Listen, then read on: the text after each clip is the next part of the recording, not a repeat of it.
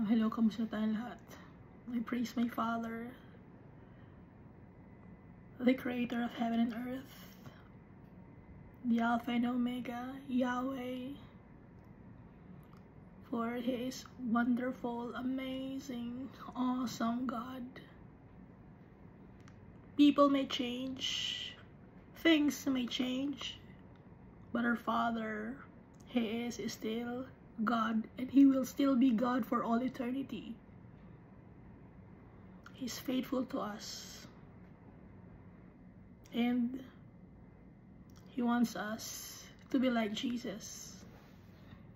And I thank my Jesus Christ, my Savior, my Redeemer, for calling us His friends. And because we are His friends, He gave His life for us. His precious blood is priceless, and because of His precious blood, we now have a hope and a future. We can now claim our reward, our inheritance. And I thank the Holy Spirit for living in our hearts, for always showering us with gifts and fruits, so that we may impart to people the goodness of our Father and the faithfulness of our Savior and Redeemer and only Mediator, Jesus Christ.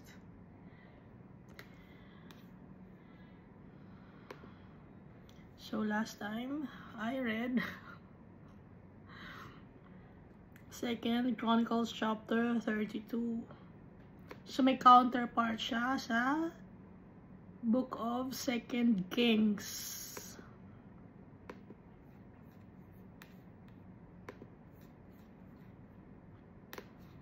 Kaya kung mapapansin niyo, parang paulit-ulit, di ba? Pero magkaiba ng book. Yung isa, 2 Kings. Yung isa, 2 Chronicles. And also, meron ding nababanggit sa book of Isaiah. Because nung time na to, si Hezekiah, he was the king of Judah. Ang prophet that time was Isaiah. So let's read 2 Kings chapter 20. In those days, Hezekiah was sick and near death. So malapit na mamatay si Hezekiah dahil meron siyang sakit. Hindi naman binanggit dito kung ano ang kanyang sakit. Pero malala yung kanyang sakit. So kung anumang mga sakit meron tayo ngayon, noon pa man, may mga ganun ng sakit. Pero wala lang pangalan. No? Ngayon lang lagyan ng names. Pero dati, pag may sakit, sakit lang. Gaya ng leprosy. Pag may leprosy ka, skin disease yon. Kahit ano, basta skin disease. No? Generalized ang term. Bakit nagkakasakit ang mga tao? Is because of our iniquities. Nung pinalayas ni Almighty Father si Adam and Eve sa Garden of Eden, nai-stress na ang mga tao. Bakit? Kasi kailangan nang magtrabaho ni Adan siya ni Eva.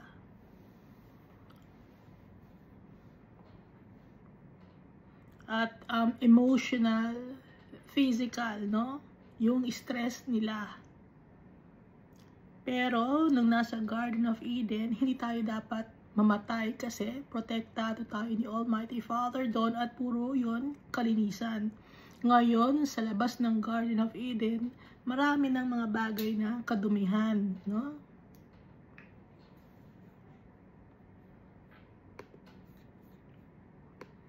Ang mga kadumihan, yung mga sa lupa, yung mga mushrooms, yung mga worms, yun, mga madudumi yung bagay.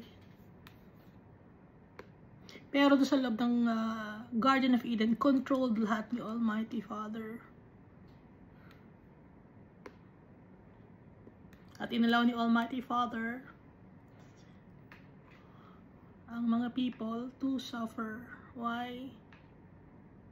Para matuto tayo. Para bigyan natin ng importance si Almighty Father. Bigyan natin ng importance yung kanyang mga salita. Kasi nung time ng si Adam and Eve, si Eve, hindi niya binigyan ng importansya si Almighty Father. Mas nakinig siya sa serpent. Wala siyang faith kay Almighty Father. Hindi siya naniwala kay Almighty Father.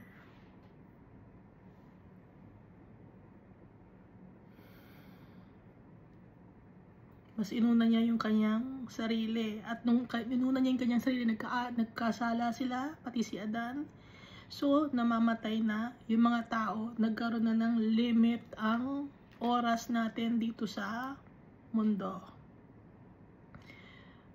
At dahil si Jesus Christ, sa New Covenant, dumating na siya. Hindi tayo mamamatay. Dahil sa precious blood ni Jesus Christ, nililinis tayo ng dugo ni Jesus Christ. Kaya we now have a hope in the future because of Jesus Christ.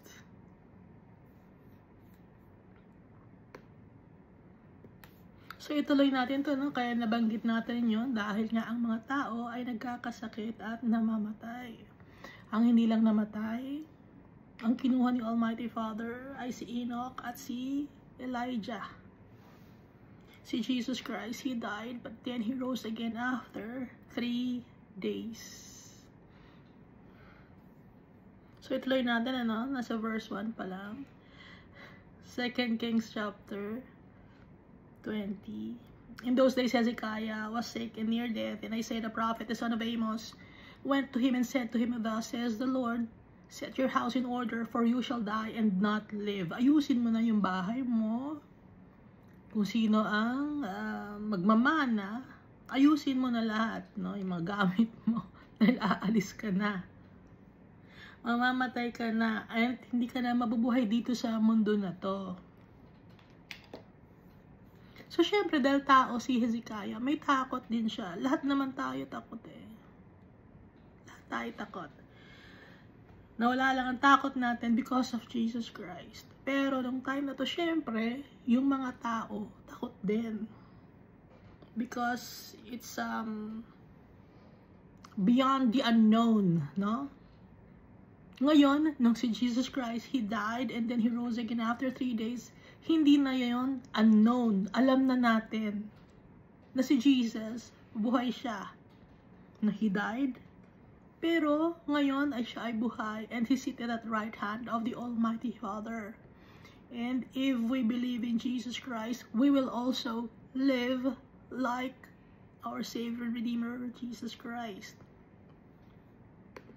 So, nung time na to, si Hezekiah, it was unknown. Hindi mo alam yung on the other side of life after death, no? Kaya ayaw niya na mamatay. Sino ba ang gusto?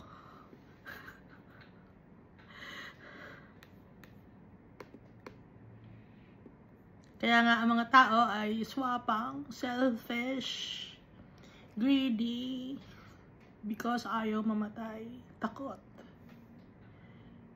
Kaya nga, nung dumating na si Jesus Christ, lahat pwede na nating kainin. Dahil hindi tayo matatakot.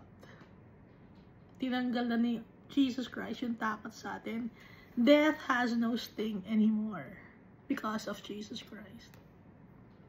So, verse 2 of 2 Kings chapter 20. Then he turned his face toward the wall and prayed to the Lord, saying, "Remember now, O Lord, I pray, how I have walked before you in truth and with a loyal heart, and have done what was good in your sight." And Hezekiah wept bitterly. So, syempre, may sakit si Hezekiah ditong time na to. Nakahiga lang siya. Habang nakahiga siya, humarap siya sa wall. Nagpe-pray siya. Hindi siya humarap sa kung anumang mga carved image. Hindi pwede mag-pray sa mga carved image or wooden images kahit paggawain sa semento, bakal, ginto, no? Hindi pwede. Tumingin lang siya sa wall. Parang wala lang, no? Na he was praying wholeheartedly. Prayed to the Lord saying, verse 3, "Remember now, O Lord, I pray, how I have walked before you in truth and with a loyal heart, and have done what was good in your sight. And Hezekiah wept bitterly. Umiyak si Hezekiah. Dahil may iwan niya rin yung kanyang anak at yung kanyang mga asawa. Baliktad. Yung kanyang mga anak at ang kanyang asawa. So, hindi natin alam kung maraming asawa si Hezekiah. Kung may concubine siya kasi, hindi naman nabanggit dito.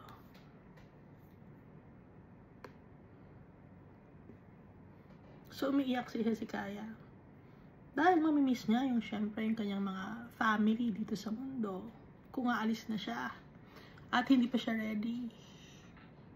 So tayo, kung hindi tayo ready, magpe-pray tayo kay Almighty Father. Papakumbaba tayo sa Kanya. Lord, protect us, protect me.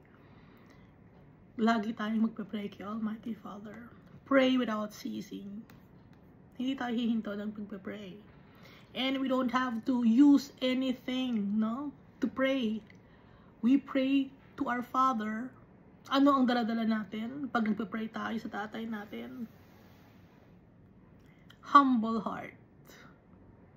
Hindi natin kailangan maghawak ng kung ano na namang mga kahoy or hahawak ka sa korting mga bilog-bilog tapos magpipray ka. Hindi mo kailangan yan. Ang kailangan ni Almighty Father, humble heart. Verse 4, and it happened before Isaiah had gone out into the middle court that the word of the Lord came to him.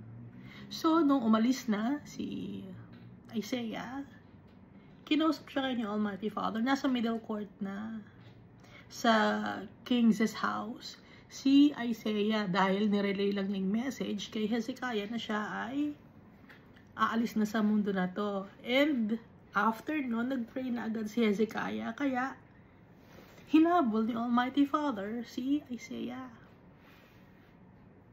And it happened before Isaiah had gone out into the middle court that the word of the Lord came to him, saying, return and tell Hezekiah, the leader of my people, thus says the Lord, the God of David, your father, I have heard your prayer. I have seen your tears. Surely, I will heal you. So, umiiyak si Hezekiah kahit na siya ay king. Hindi masama ang hindi masama sa isang lalaki ang umiyak. Kasi ang turo, 'di ba sa atin, o lalaki ka, wag kang iiyak. Hindi. Kahit lalaki o babae, pwede kang umiyak kay Almighty Father. Dahil tatay natin siya.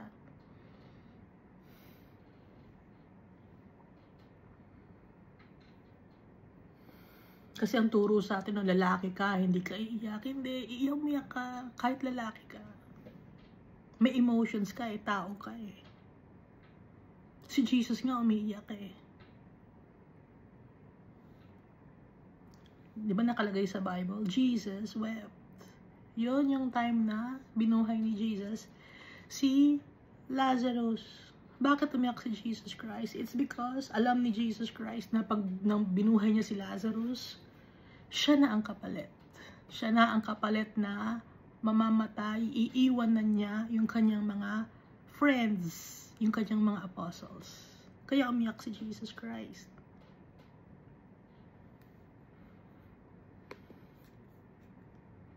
Dahil napamahal na rin yung mga apostles niya sa kanya dahil araw-araw, for 3 years, kasama niya.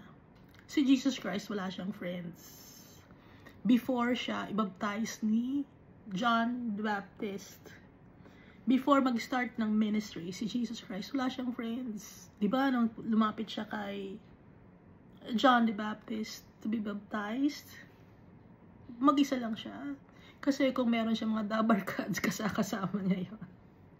O, samahan niyo ako, lika, magpapabaptize tayo. Wala, mag-isa lang siya. Kaya si Jesus Christ, sanay siyang mag-isa.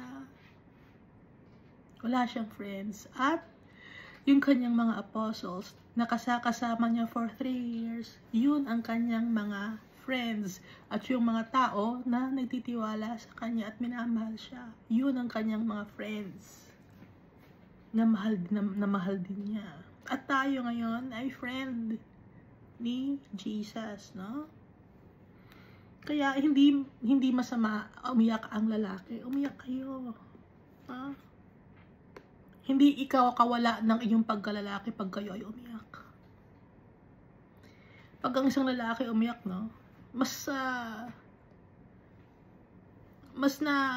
ko yung uy, ang galing, umiiyak siya. Galing kasi hindi lagi tayo may makikita na lalaki na umiiyak. Ibig sabihin, kaya siya umiyak dahil yung heart niya, no? Verse 4, and it happened before Isaiah had gone out into the middle court that the word of the Lord came to him, saying, Return and tell Hezekiah, the leader of my people, Thus says the Lord, the God of David, your father, I have heard your prayer. I have seen your tears, surely I will heal you. Gagamutin kita. Dahil si Almighty Father, kung will niya, gagamutin niya tayo. If it's His will. We are at the mercy of our Father. Kaya lagi tayong magpapakumbaba. On the third day, you shall go up to the house of the Lord, and I will add to your days 15 years. So, ang haba ng extension ng life ni Hezekiah. I will deliver you with the city from the hand of the king of Assyria. Poprotektahan ni Almighty Father yung Judah and Jerusalem, and I will defend the city for my own sake and for the sake of my servant David. Why did our father mention David? Because faithful si Almighty Father sa kanyang sarili at sa mga promises niya. At si David was also faithful to the Almighty Father. Kaya binibigyan ni Almighty Father ng pagpapahalaga yung kanyang mga promises. Lahat ng promises ni Almighty Father, mahalaga, importante. Kaya, kahit na yung nasa Book of Genesis, may mga bagay na hindi pa nangyayari. Mangyayari yon, no? Si Abraham, the Almighty Father promised to Abraham na siya yung magiging father of many nations. Hindi naabutan ni Abraham yun.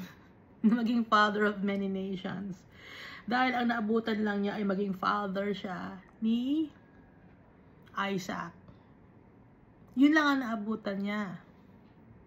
Pero si Jacob, hindi natin alam kung naabutan niya, nabuhay pa siya, no? Pero nagtiwala si Abraham kay Almighty Father na siya ay magiging father of many nations. Kaya ngayon, anong nangyari? Ang dami, di ba? Ang daming mga tao galing sa kay Abraham. Hindi natin alam, baka tayo meron na yung lahi ni Abraham, no? Dahil kalat-kalat na yung lahi, hindi na natin na monitor saan ba galing to, no? Verse 7 of 2 Kings chapter 20. Then Isaiah said, Take a lump of figs. So they took and laid it on the boil, and he recovered. So yung sugat na hindi gumagaling, kasi dapat hindi nalalagyan ng lump of figs yon para, kasi nga mamamatay na siya. Pero dahil sa bubuhayin siya ulit ni Almighty Father, extend ng kanyang life, binigyan siya ng gamot. Yung lump of figs. Yung lump of figs, merong tong nabasa natin, di ba, last time? Yung fig may anti-cancer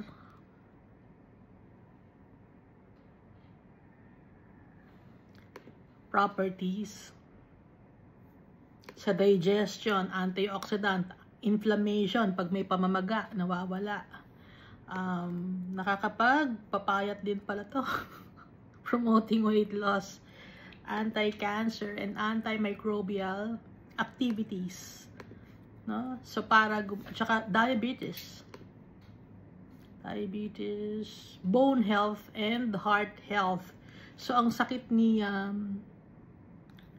nitong si Hezekiah, dahil hindi nga gumagaling ang kanyang sugat, pag ang sugat mo ay hindi gumagaling, hindi naman to paa, no? Sino nga may sugat sa paa na hindi gumagaling? Yun ang kanyang kinamatay. Nakalimutan ko na yung king na yun, ano? Nabasa natin. Diabetic foot yung kinamatay niya. Kinuha siya ni Almighty Father. He was also a king. Ngayon, ito namang si King Hezekiah, ang sakit niya ay cancer. Hindi gumagaling yung kanyang sugat. So, ang binigay ni Almighty Father na gamot yung fig para gumaling ang kanyang sugat. Dahil may mga cancer ng elbow, tapos yung mga laman na hindi na gumagaling. Halimbawa, meron kang sugat dyan, tapos nag-burst open. No? Kasi sugat nag-burst open yung sugat. So, meron yung nag-ooze na mga pus cells. Meron din yung mga laman na namamaga na umaalsa. May laman yon, no? So, para gumaling yon, antimicrobial, itong fig. Pinalagyan ni Almighty Father. And he recovered.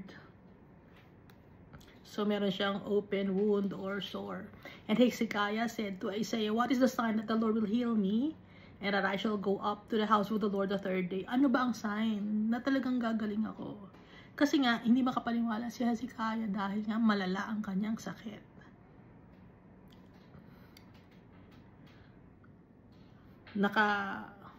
Nakalabas yung kanyang sugat.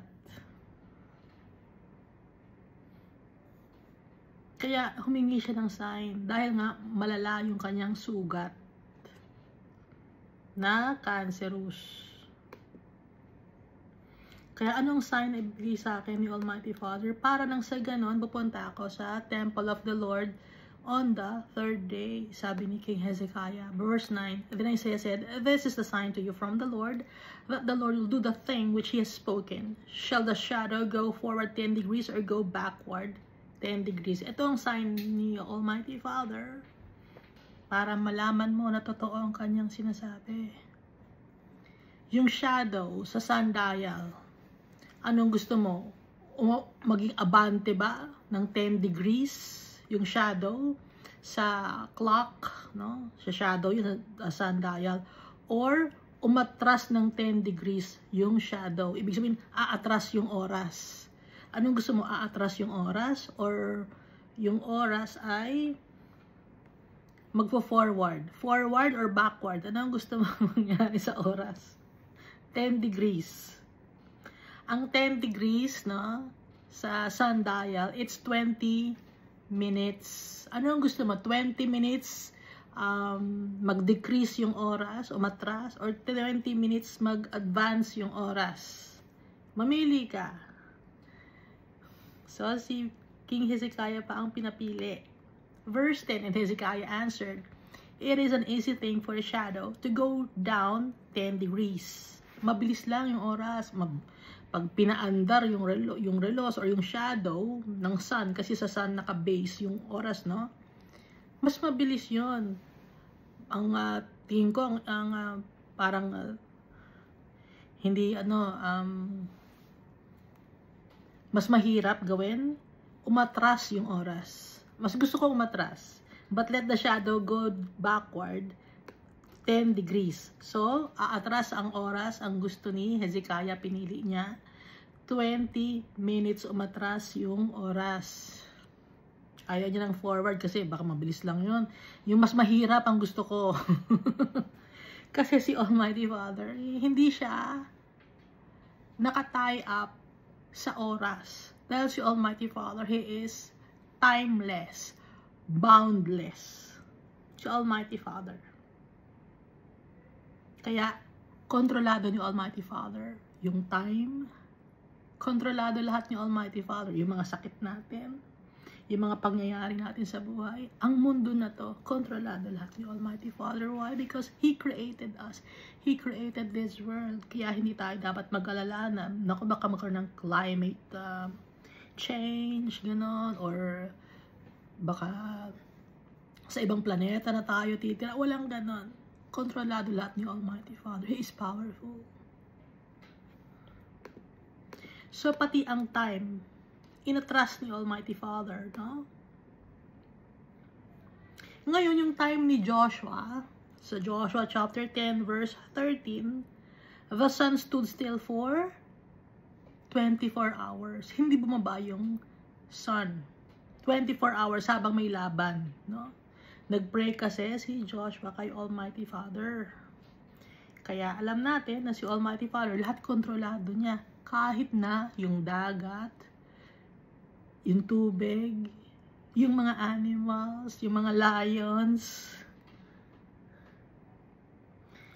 yung lumunon kay Jonah, big fish, kontrolado lahat ni Almighty Father, even the donkeys and everything that is on earth, kontrolado ni Almighty Father. Ano lang ang hindi kontrolado ni Almighty Father? Ang gusto ni Almighty Father na ibigay natin sa Kanya. Ang ating will. Be submissive to our Father. Kasi tayo, binigyan tayo ni Almighty Father ng free will.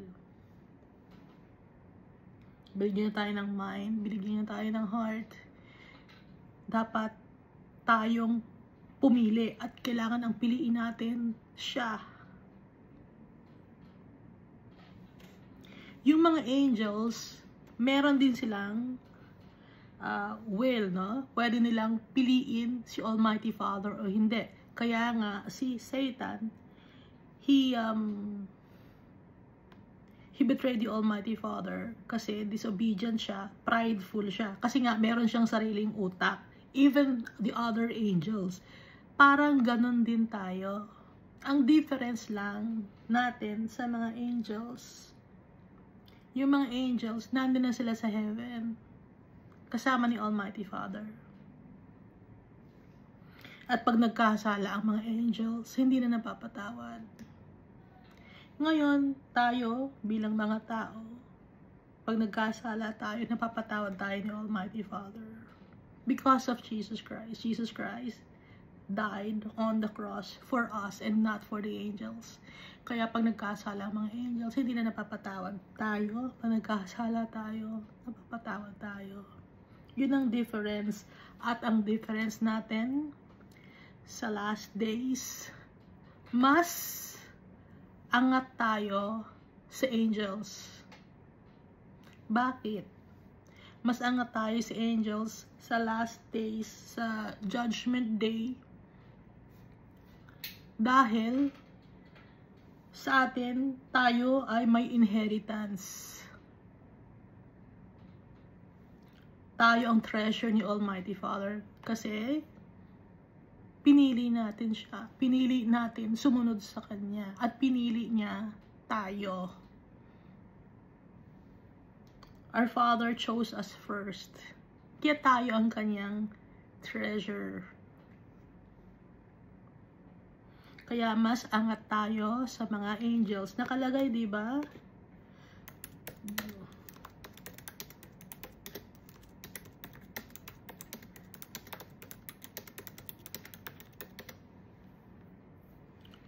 Sa 1 Corinthians chapter 6 verse 3. Do you not know that the saints will judge angels? How much more things that pertain to this life?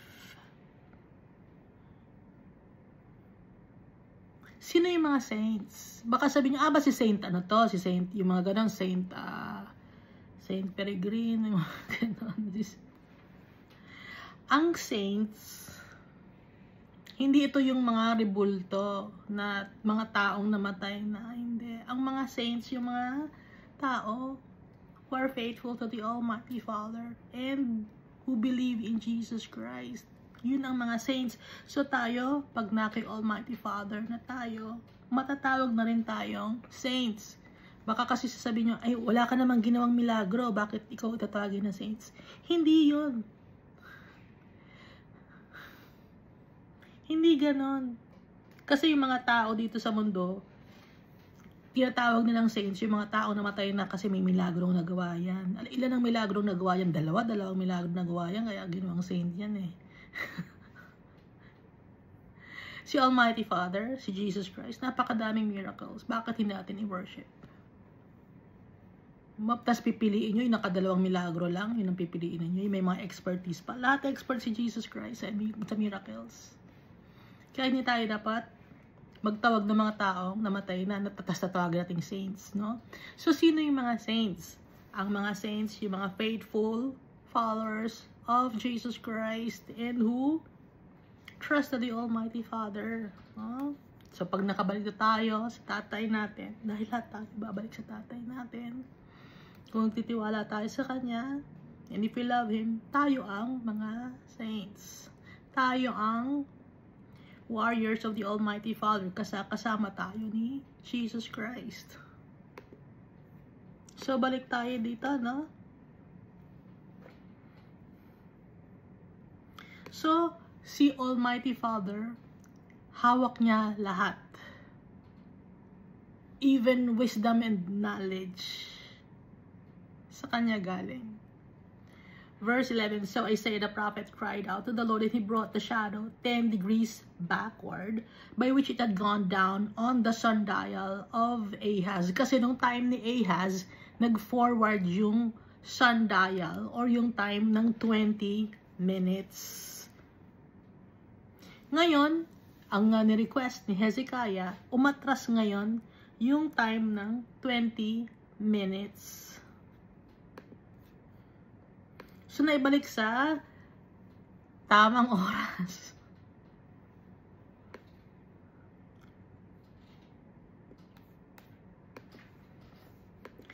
At na-extend yung life ni Hezekiah ng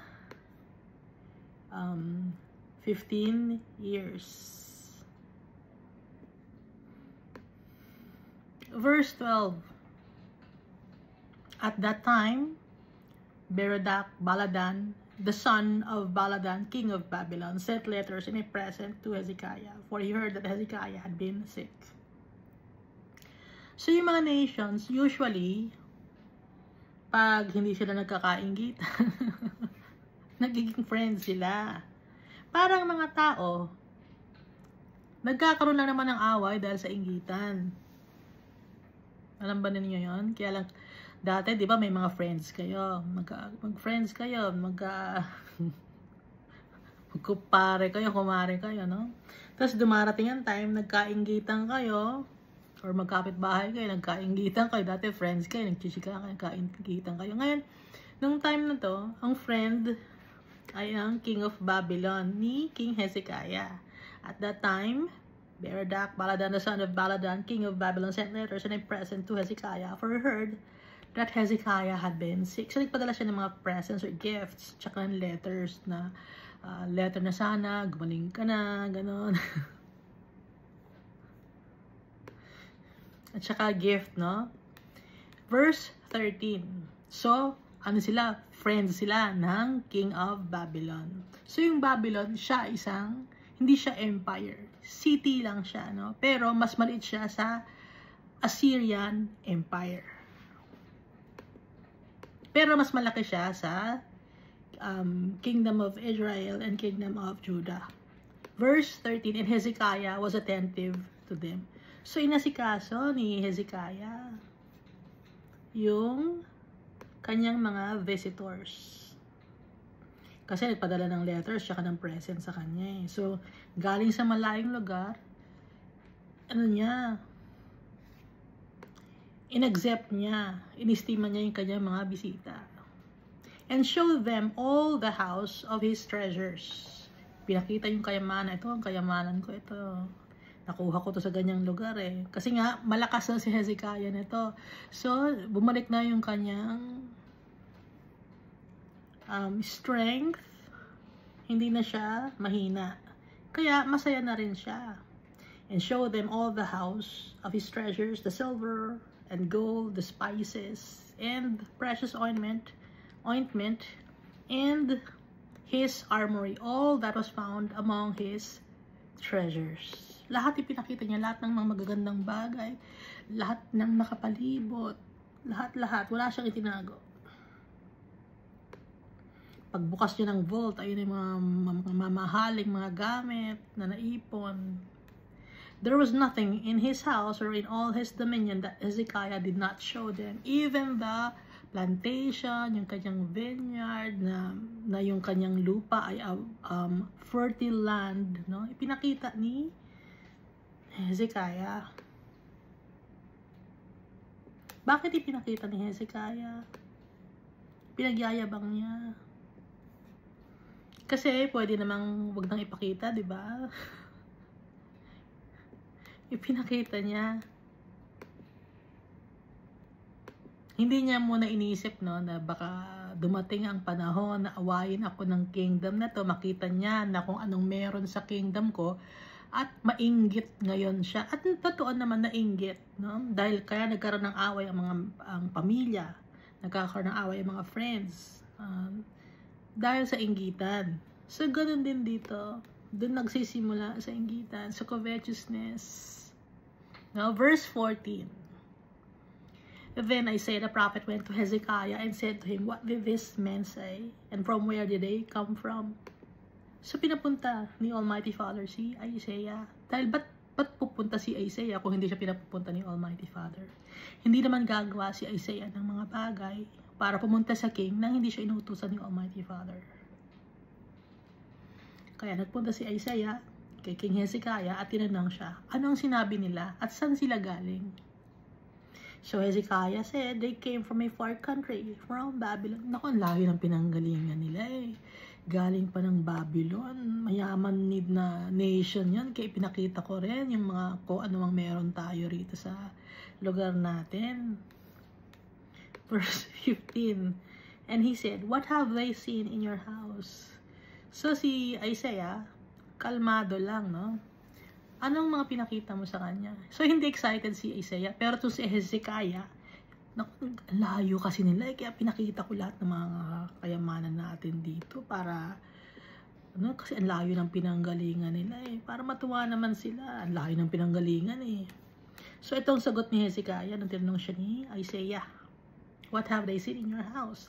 So, Hezekiah answered, they have seen all that is in my house. There is nothing among my treasures that I have not shown them. Nakita ko lahat. Lahat-lahat. Yung mga wines, yung vineyard, yung armory, yung treasure, yung silver, yung mga tax na dumarating sa atin, yung mga tao dito, yung mga gamit. Pinakita ko lahat. Lahat ng sulok ng King's Temple or King's House, ipinakita ko at kung ano ang meron, mga kwarto, kung anong nakalagay, mga spices, mga iba-ibang klase ng spices na saffron, ano pa ba yun? Mga paminta, kasi mahal noon yung paminta. Up to now, mahal din ang paminta, di ba? Ano pa ba ang mga ano nun? Mga star anise, yung mga ano yung spices yan eh, star anise, ano pa ba? Cumin, cream of tartar, mga ganun, yung mga nakikita natin sa grocery ngayon na mga spices. Di ba nakikita nyo mahal? Isang ganun lang mahal. So, nung time, nung kay Hezekiah, mahal na rin yon.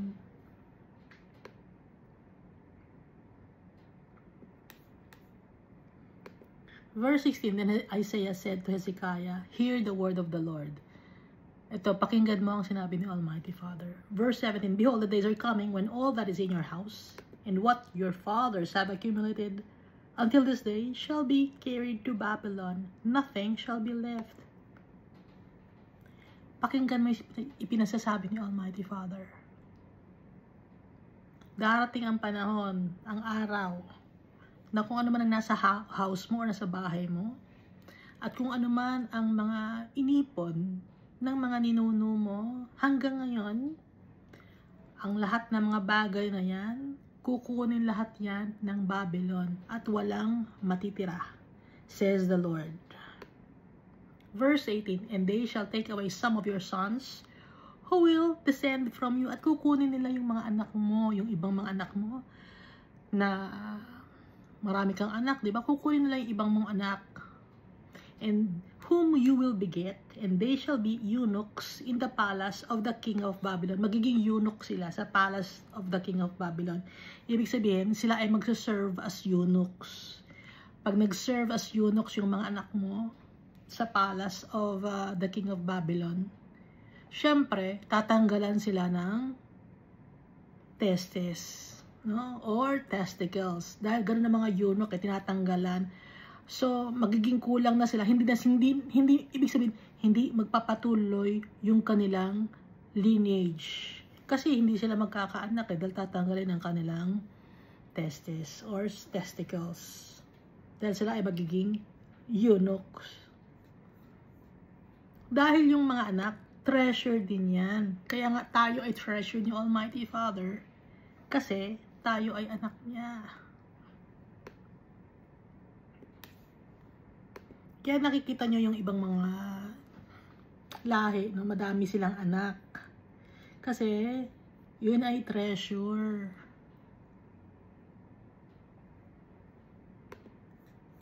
Yung mga tao, gusto nila ng responsible parenthood or family planning.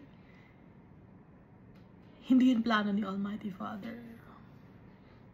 Plano yun ng evil one.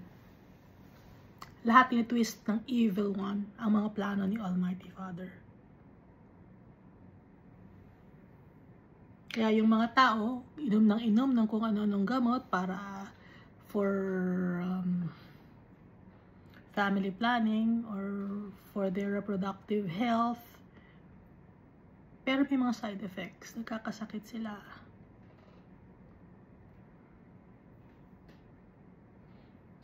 Even yung yung goma. Alam niyo yung goma? May side effect yun.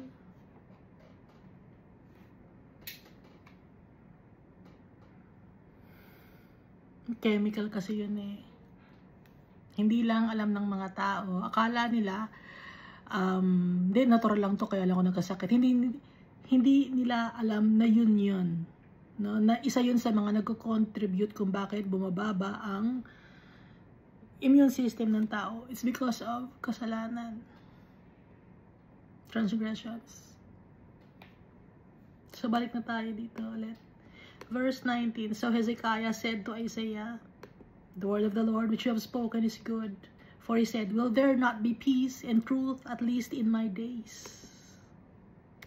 So sinabi ni Isaiah na yung mga anak mo magiging eunuchs, hindi na magkakaroon sila ng anak at sila ay magsaserve sa king of Babylon. Tapos lahat ng kayamanan na nandito na pinakita mo, yung mga naipon ng mga ninuno mo, ng mga fathers mo, kukunin, dadalhin sa Babylon. Ang sagot niya is Hezekiah, okay lang sa akin. The word of the Lord which you have spoken is good. Okay yun. Bakit nag-okay si Hezekiah? Kasi hindi na niya ma-experience yun. Hindi na siya maghihirap. Hindi niya mararanasan yung ganong pain. Kaya pumayag na siya dahil tanggap niya yung kasalanan niya. So, hindi na niya mababawi yun na ipakita na niya. Kaya wala na siyang masabi kundi, the word of the Lord which you have spoken is good. Tanggap ko, sabi ni Hezekiah, kasalanan ko. Pero pag mangyayari yun, wala na ako, diba? Hindi ko na may experience yun. Sige, okay sa akin yun. It's good. For he said, Will there not be peace and truth at least in my days? Sabi ni Hezekiah. So sa araw niya, habang mabuhay siya, 15 years ang extension ng kanyang life, tahimik, merong peace and truth habang buhay siya. Pero after some time, no, dadating yung araw na sa kanyang mga lineage, tatanggalin yung kayamanan na ipinakita niya sa mga Babylonians, dadalhin sa Babylon. At yun nga ang nangyari, di ba, noong time ni King Nebuchadnezzar. At saka, kinuha ni Nebuzaradan, nabasa natin sa Book of Isaiah, at saka sa Ezra, Nehemiah. Verse 20. Now the rest of the acts of Hezekiah, all his might, and how he made a pool and a tunnel and brought water into the city, are they not written in the book of the Chronicles of the kings of Judah? So Hezekiah rested with his fathers.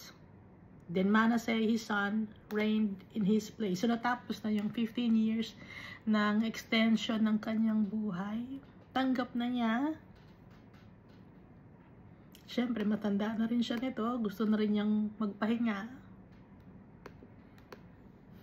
Malaki na yung kanyang mga anak. Okay na sa kanya. Ngayon, ang pumalit sa kanya ay ang kanyang anak na si Manasseh. Kung nakikita ninyo, no, yung Kingdom of Judah and Kingdom of Israel, yung Kingdom of Israel, paiba-iba ng lineage, except nung time ni Yehu. 4 ang descendants ni Yehu ang naging king, and after that, wala na, paiba-iba ang mga nagiging king. Dahil nagkakasala sila kay Almighty Father. Ngayon, dito sa Kingdom of Judah, kahit na nagkakasala sila kay Almighty Father, laging inaalala ni Almighty Father yung kanyang promise kay David.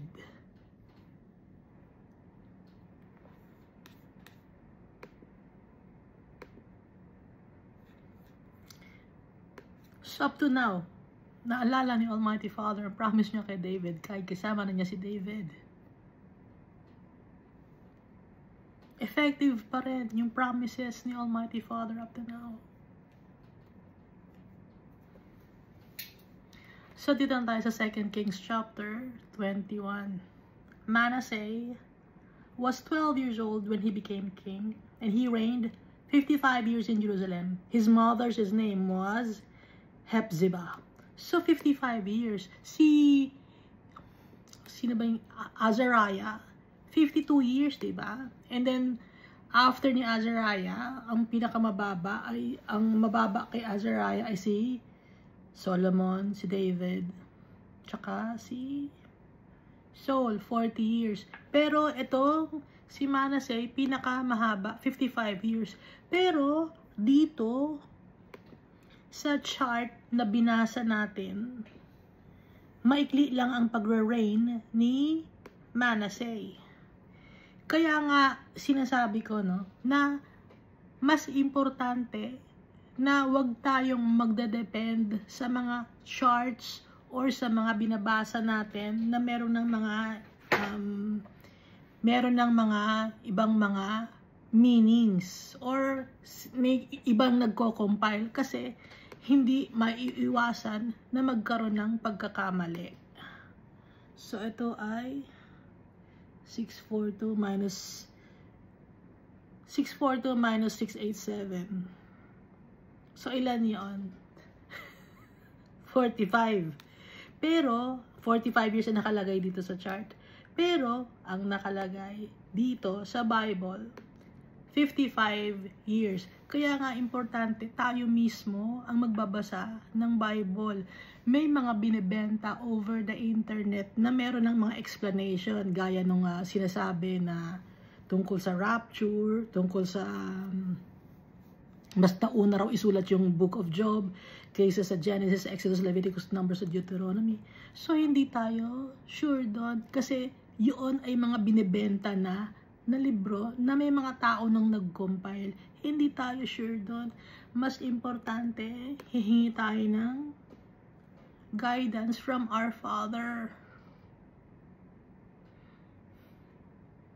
Kaya, ito yung isang example, no? Na nasa chart, nakalagay 45 years. Pero, sa Bible, nakalagay 55 years siyang nag-reign as king. Si Manasseh. O, check huli just to make sure. 55 years in Jerusalem. Pero nakalagay sa chart, 45 years. So, may pagkakamali. Kaya, mas importante na tayo mismo ang magbabasa ng Bible.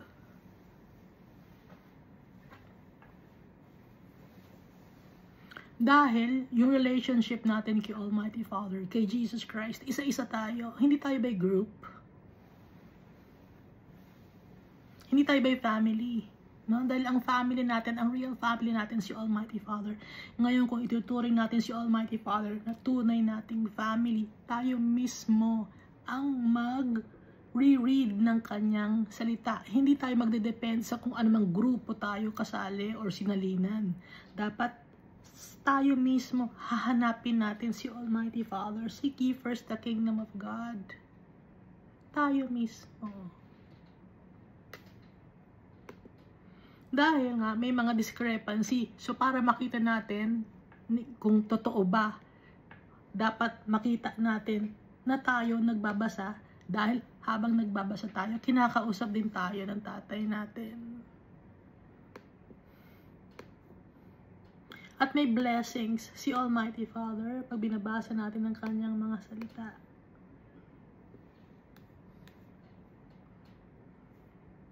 So dito sa 2 Kings chapter 21, Manasseh was 12 years old when he became king, and he reigned 55 years in Jerusalem. His mother's name was Hephzibah. And he did evil in the sight of the Lord. So wicked, itong si Manasseh. Pero yung kanyang father, si Hezekiah, was faithful to the Almighty Father. Pero si Manasseh, hindi niya ginaya yung kanyang father. He was wicked. And he did evil in the sight of the Lord, according to the abominations of the nations, whom the Lord had cast out before the children of Israel. So iba si Manasseh, kahit na pareho ng tatay or pareho ng dugo, iba ang ugali.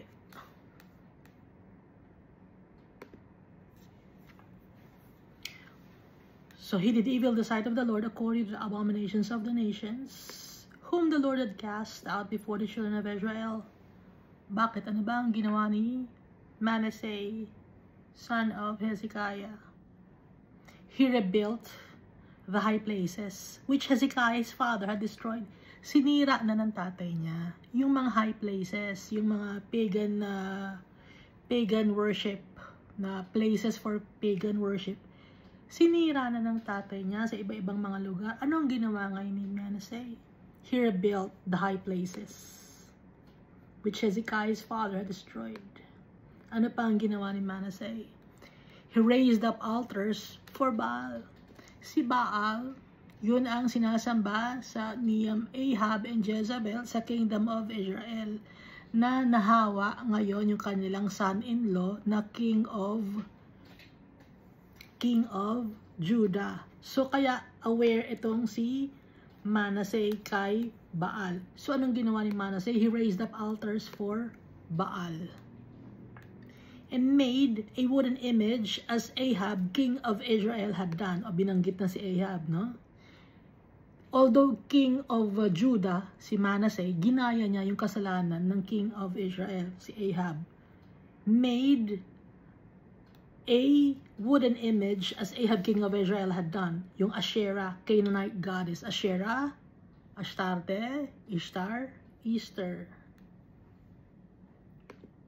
Ano pa? Yung Baal pa, di ba? Yung kay Jezebel. And he worshipped all the host of heaven and served them. Sinamba niya ang host of heaven. At pinaglingkuran niya, hindi lang niya sinamba, pinaglingkuran pa niya. Ibig sabihin ng sinamba, yung doon siya nagpe-pray. Yung pinaglingkuran niya, nag-o-offer pa siya ng mga burnt offerings. Yun ang pagsaserve. Hindi lang siya nagpe-pray, hindi lang niya itinaas yung mga host of heaven or yung gods of the Assyrians, kundi nag-offer pa siya. Yun ang pagsaserve, no? Nag-offer pa siya ng mga burnt offerings. He also built altars in the house of the Lord, of which the Lord had said, in Jerusalem, I will put my name. And he built altars for all the hosts of heaven in the two courts of the house of the Lord. Ano pa ang ginawa ni Manasseh? In-incorporate niya sa temple of the Almighty Father yung mga altars for all the host of heaven. Pag sinasabing host of heaven, ano ba ang ibig sabihin ng host? Yung host, ang ibig sabihin to, siya yung nag-entertain or tumatanggap ng mga tao at nakikipag-communicate. Host of heaven. Sino ang Lord of hosts? Si Almighty Father. Pag sinasabing Lord of hosts, ibig sabihin yung mga hosts under ni Almighty Father. Example ng mga hosts of heaven. Sa ngayon, ang host of heaven na sinasabi, si Peter, si Paul, si John, yung mga apostles, host of heaven yon. Yung mga si Abraham, Isaac, Jacob, host of heaven yon. Sino ang Lord of hosts? Si Almighty Father. So ano ang ginawa ni Manasseh? Sinamba niya si Abraham, Isaac, and Jacob, yung mga host of heaven. Sinamba niya yon. Instead na yung Lord of hosts ang sambahin, ang sinamba niya yung host. Ibig sabihin yung mga maliliit, mga lower than the Almighty Father, which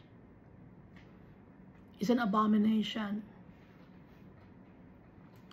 So sa ngayon, may mga tao, wino-worship nila ang mga host of heaven. Kahit pasabihin ninyo na namatay ang isang tao na to at faithful kay Almighty Father, hindi natin dapat dinadasalan yon. So sila ngayon ay host of heaven. Even the saints, yung mga kamag-anak natin who are with the Lord already, they are hosts in heaven. Hindi natin sila dapat dasalan.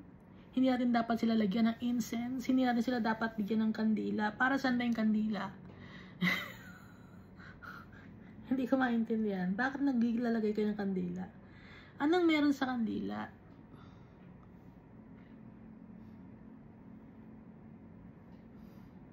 Nababanggit ito sa Bible, no? Incense. Nag-incense yung mga tao when they worship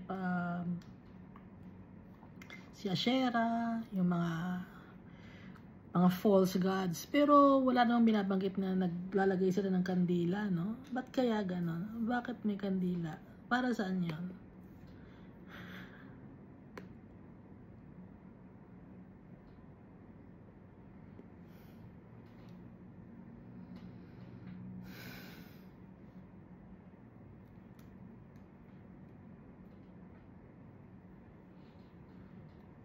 Ang alam ko kaya gumagamit ng lamp or oil ang mga tao nung olden days, it's because gabi.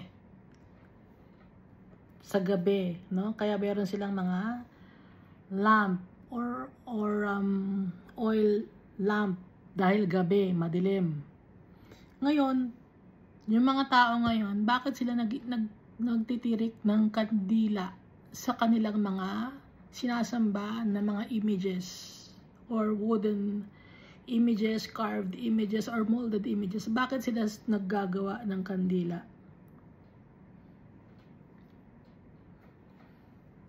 Saang practice yon?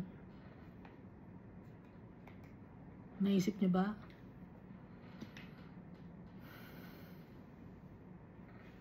Yung practice na yun, ginagawa yun sa gabi. Nagdadasal yung mga tao sa mga taong namatay na sa gabi. Anong practice yon? Witchcraft.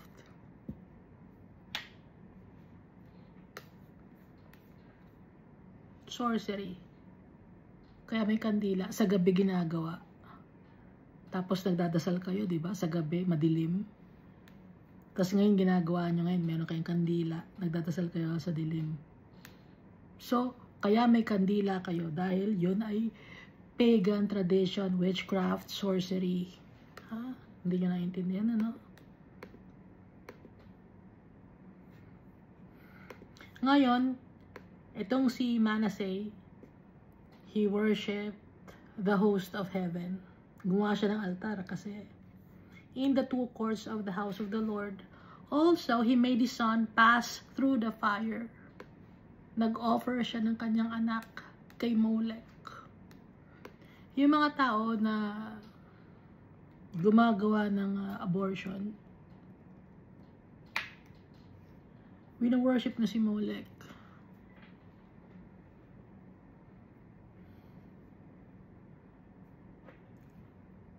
Ano pa? Practiced soothsaying. Ito ang ginawa ni Manasseh. Ano ba yung soothsaying? Ano ba yung soothsaying? Foretelling future events, often involving divination, prophecy, or making prediction about the future. It's an art. Hindi to kay Almighty Father, who practices such arts. Kaya nga, di ba, magical arts, no?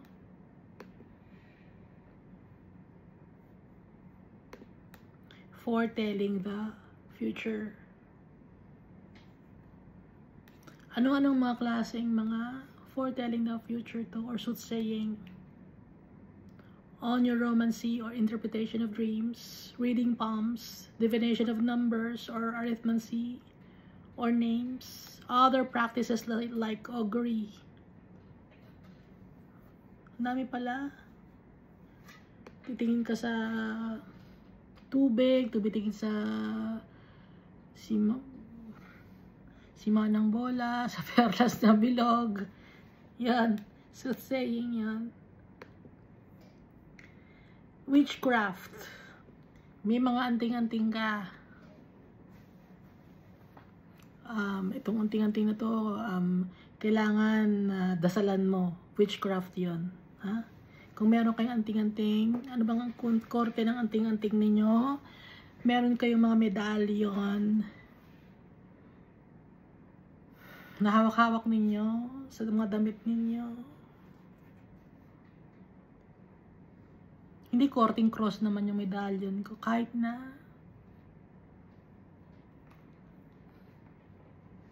pa korting cross yan. At yung nakapako na nakalagay dyan sa medallion nyo, hindi yan si Jesus Christ. Hindi ganyan na tsura ng Jesus Christ.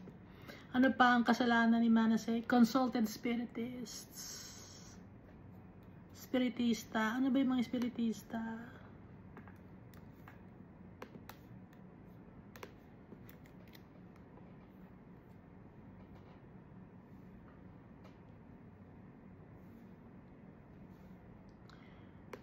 Ang mga taong namatay na, reincarnation.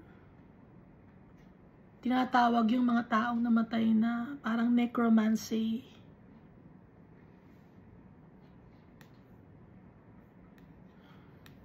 Na iniisip nyo na nabubuhay yung patay, tapos yun ang tatawagin ninyo. Tinatawag ninyo yung mga ninuno ninyo. Dinadasalan nyo, tinitirikan nyo ng kandila.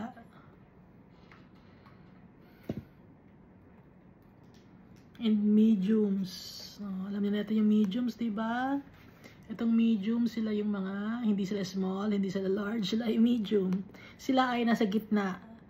Pumapagitna sa mga tao at sa mga spirit. Medium.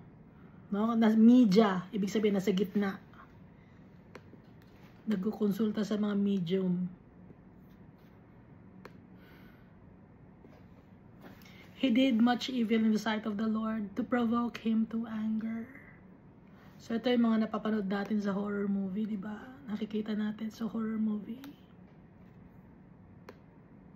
He did much evil in the sight of the Lord to provoke him to anger. So it's kadumihan, it's uncleanness.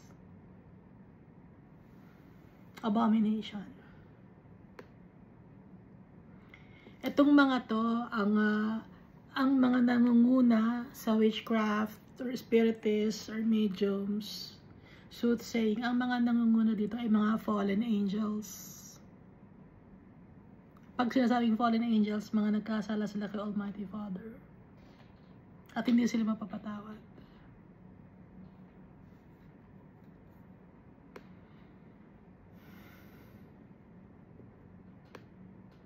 Kaya kadumihan yon dahil nagkasala yung mga angels, hindi sila mapapatawad. Kaya hindi tayo dapat maging associated sa mga ganitong mga bagay.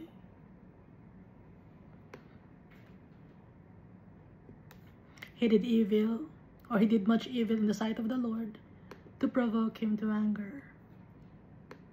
Verse 7. He even set a carved image of a Canaanite goddess, Asherah.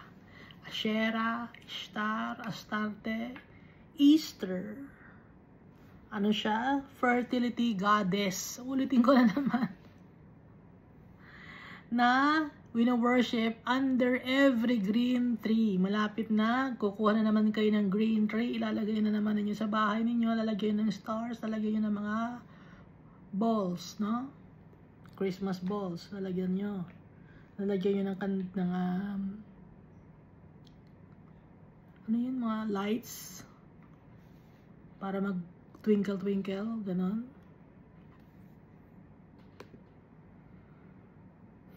Pagan na practices tong mga to na up to now ginagawa ng mga tao. Hindi nyo naiintindihan, hindi nyo matanggap.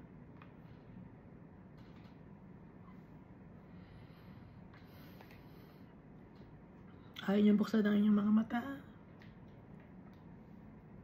Nakakalungkot. Nalulungkot ako.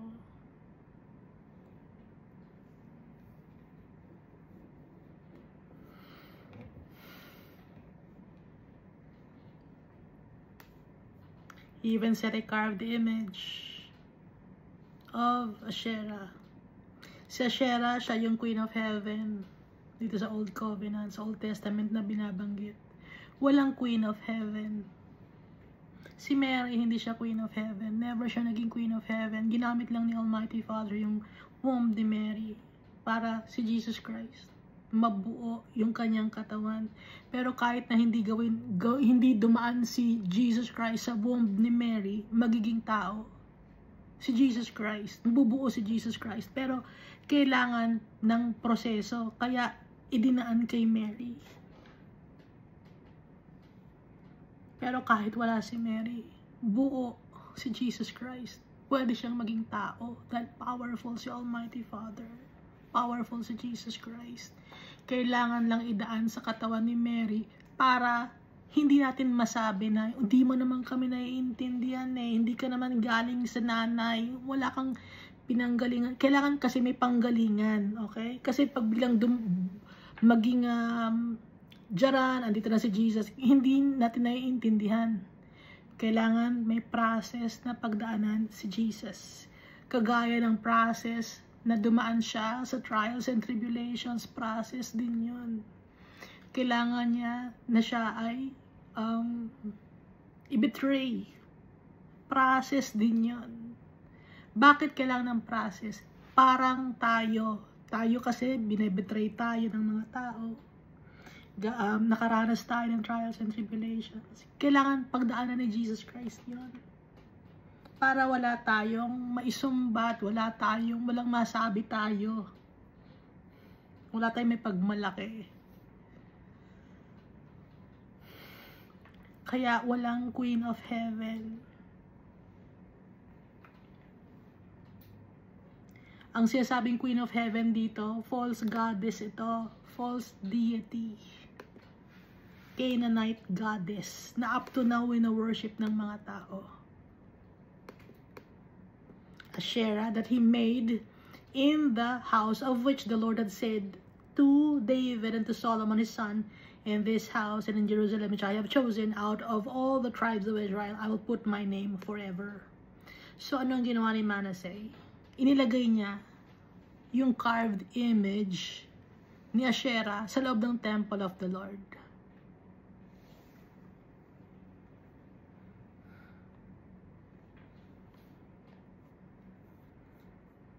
Such wickedness.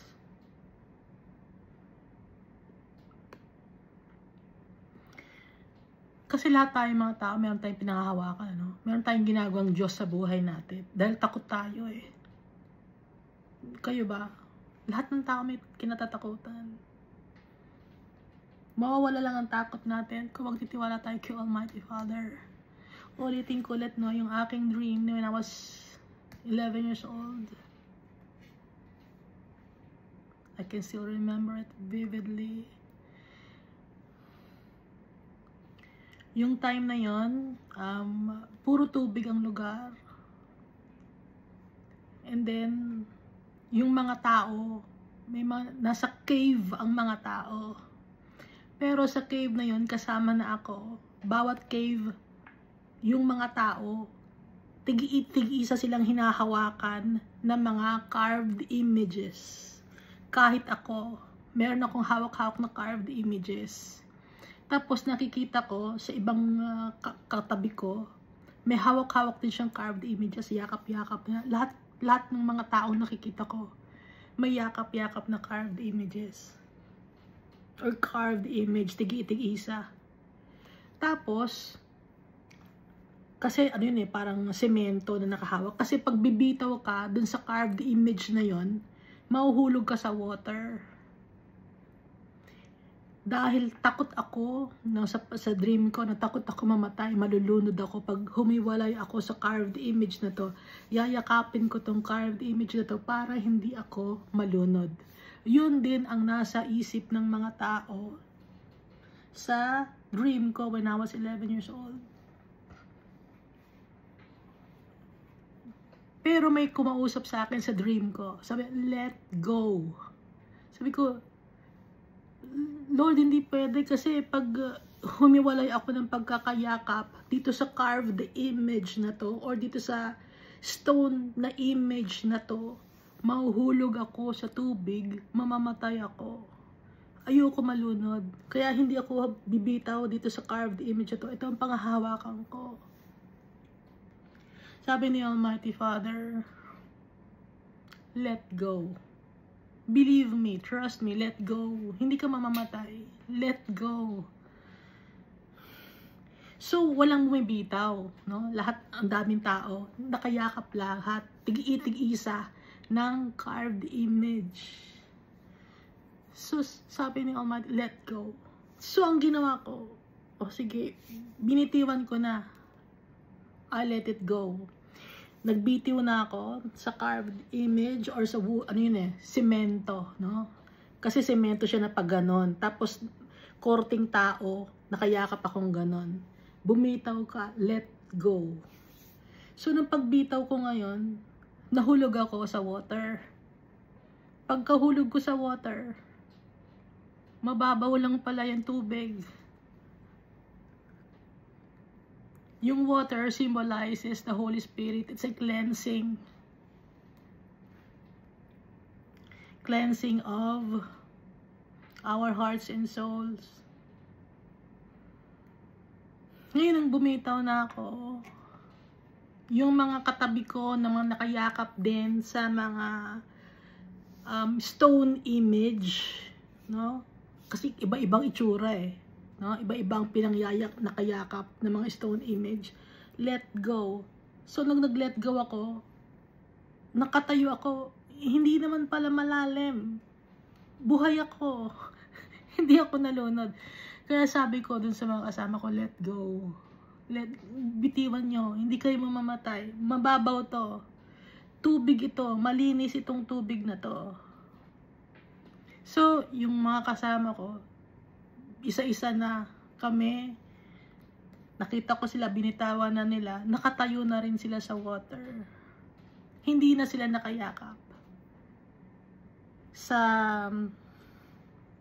molded image or sa carved image.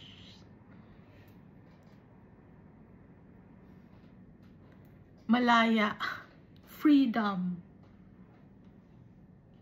Kaya, may ibig sabihin yon. Yun ang ibig sabihin nun na pag tayo i-let go natin yung mga bagay na pinangahawakan natin, and we must trust in our Father, and we will be free. Gusto ni Almighty Father for us to be free. Free from the bondage of sin and shame. Free from pain, free from suffering, free from anything that hinders us to worship Him and to trust Him. Dahil there's freedom in our Father and in Jesus Christ. Thank you, and God loves us all so much.